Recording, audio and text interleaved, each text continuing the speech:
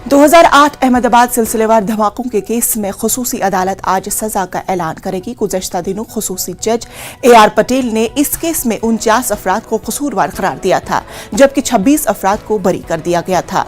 26 जुलाई 2008 को अहमदाबाद शहर में हुए सिलसिलेवार धमाकों में 50 से जायद अफराद हलाक हुए थे, जबकि 200 से जायद जख्मी भी हुए थे।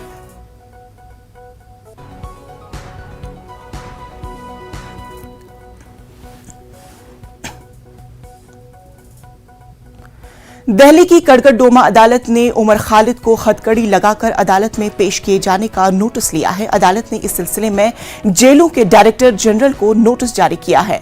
अदालत ने जवाब मांगा है कि किसके हुक्म पर उमर खालिद को हथकड़ी लगाकर पेश किया गया। अदालत की जानिब से एक कॉपी पुलिस कमिश्नर को भेजने की हिदायत दी गई है।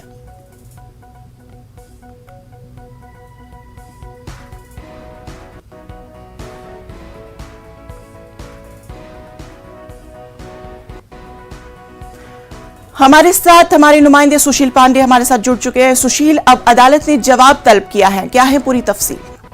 देखिए, बिल्कुल साफ तौर से कड़कड़डोमा कोर्ट ने न केवल जवाब तलब किया है बल्कि नाराजगी भी जाहिर की है, क्योंकि साफ तौर से इस पूरे मामले में पहले ही कोर्ट की तरफ से आदेश स्पष्ट किया जा चुका है और बावजूद इसके जो फिलहाल उमर खालिद है उनको बेड़ियां लगाकर पेश कराया गया।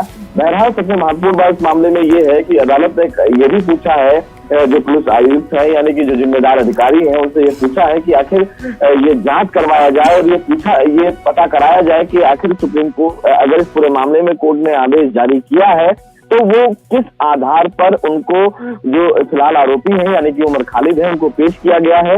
न केवल उन्होंने पुलिस आयुक्त को नोटिस जारी किया है बल्कि बिहार अथॉरिटी के जो महानिदेशक हैं उनको भी नोटिस जारी कर जवाब तलब किया है कि इस पूरे मामले को लेकर पहले ही आदेश स्पष्ट किया जा चुका है कोर्ट के द्वारा, तो ऐसे में हथकड़ी लगाकर उमर खालिद को क्यों पेश किया गया।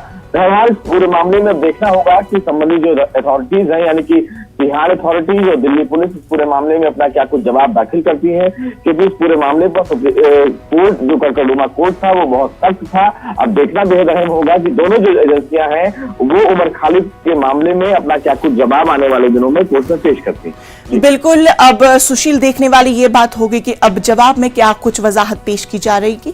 इस खबर पर हमारी नजर बनी रहेगी। तफसीलात के लिए बेहद शुक्रिया।